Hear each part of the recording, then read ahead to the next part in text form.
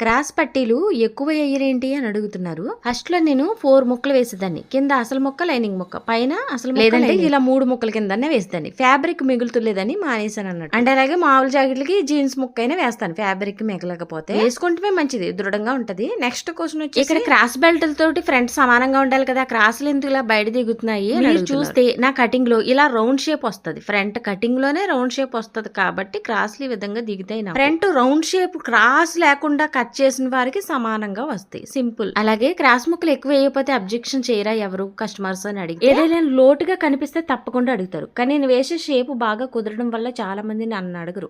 కానీ ఎవరో ఒకరు మాత్రం ఖచ్చితంగా నాకు జీన్స్ ముక్క వేయమని అడుగుతారు.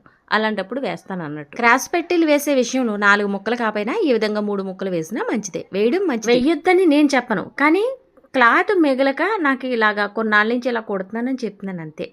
వీడియోకి ఒక లైక్ చేయండి.